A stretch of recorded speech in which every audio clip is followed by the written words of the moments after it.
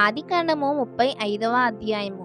దేవుడు యాకోబుతో, నీవు లేచి బేతేలునకు వెళ్ళి అక్కడ నివసించి నీ సహోదరుడైన ఏశావు ఎదుట నుండి నీవు పారిపోయినప్పుడు నీకు కనబడిన దేవునికిని అక్కడ బలిపీఠమును కట్టుమని చెప్పగా, యాకోబు తన ఇంటివారితోనూ తన యొద్దనున్న వారందరితోనూ, మీ యొద్దనున్న అన్యదేవతలను పారవేసి మిమ్మును మీరు శుచిపరుచుకొని మీ వస్త్రములను మార్చుకొనుడి.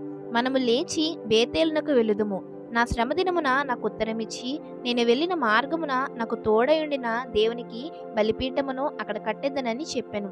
వారు తమ యొద్దనున్న అన్యదేవతలన్నిటినీ తమ చెవులనున్న పోగులను యాకోబునకు అప్పగింపగా, యాకోబు షెకెము దగ్గరనున్న మస్తకి వృక్షము కింద వాటిని దాచిపెట్టెను.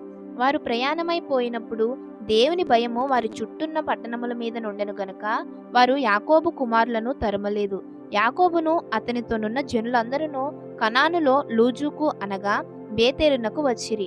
అతడు తన సహోదరుని ఎదుటి నుండి పారిపోయినప్పుడు దేవుడు అక్కడ అతనికి ప్రత్యక్షమాయెను గనుక అక్కడ బలిపీఠమును కట్టి ఆ చోటికి ఏల్ బేతేలను పేరు పెట్టిరి. రిబ్కా దాది అయిన దెబోరా చనిపోయి బేతేలునకు దిగువనున్న సింధూర వృక్షము క్రింద పాతిపెట్టబడెను.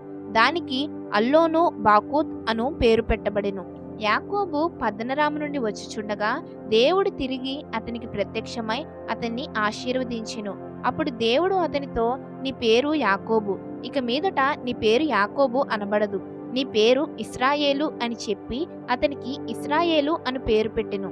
మరియు దేవుడు, నేను సర్వశక్తిగల దేవుడను, నీవు ఫలించి అభివృద్ధి పొందుము, జనమును జనముల సమూహమును నీ వలన కలుగును, రాజులను నీ గర్భవాసమున పుట్టెదురు. నేను అబ్రహామునకును ఇస్సాకునకును ఇచ్చిన దేశము నీకు ఇచ్చేదను, నీ తరువాత నీ సంతానమునకును ఈ దేశమునిచ్చేదనని అతనితో చెప్పెను. దేవుడు అతనితో మాట్లాడిన స్థలము నుండి పరమునకు వెళ్ళెను. ఆయన తనతో మాట్లాడిన చోట యాకోబు ఒక స్తంభము అనగా రాతి స్తంభము కట్టించి దాని మీద పానార్పణమును చేసి నూనెయు దాని మీద పోసెను.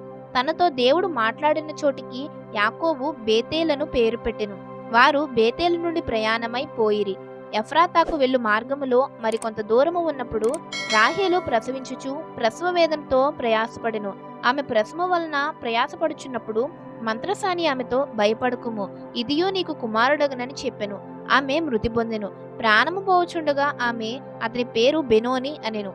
అతని తండ్రి అతనికి బెన్యామీను అని పేరు పెట్టెను. అట్లు రాహేలు మృతి పొంది బెత్లెహేమును ఎఫ్రాతా మార్గమున పాతిపెట్టబడెను. యాకోబు ఆమె సమాధి మీద ఒక స్తంభము కట్టించెను. అది నేటి వరకు రాహేలు సమాధి స్తంభము. ఇశ్రాయేలు ప్రయాణమైపోయి మిగ్దల్ ఎదేరు కవతల తన గుడారము వేసెను. ఇశ్రాయేలు ఆ దేశంలో నివసించుచున్నప్పుడు రూబేను వెళ్లి తన తండ్రి ఉపపత్ని అయిన బిల్హాతో సేనించెను. ఆ సంగతి ఇశ్రాయేలునకు వినబడెను. యాకోబు కుమారులు 12. యాకోబు జ్యేష్ఠ కుమారుడగు రూబేను, షిమ్యోను, లేవి, యూదా, ఇస్సాకారు, జబూలును వీరు లేయా కుమారులు. రాహేలు కుమారులు యోసేపు, బెన్యామీను.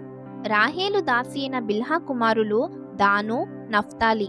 లేయా దాసి అయిన జిల్ఫా కుమారులు గాదు, ఆషేరు. వీరు పద్దనరాములో యాకోబునకు పుట్టిన కుమారులు. అబ్రహామును ఇస్సాకును పరదేశులయుండిన మమ్రేలో కిర్యాతర్బాకు తన తండ్రి అయిన ఇస్సాకునొద్దకు యాకోబు వచ్చెను. అదే హెబ్రోను. ఇస్సాకు బ్రతికిన దినములు 180 సంవత్సరములు. ఇస్సాకు కాలము నిండిన వృద్ధుడై ప్రాణము విడిచి మృతి పొంది తన పితరుల యొద్దకు చేర్చబడెను. అతని కుమారులైన ఏశావు, యాకోబులు అతన్ని పాతిపెట్టిరి.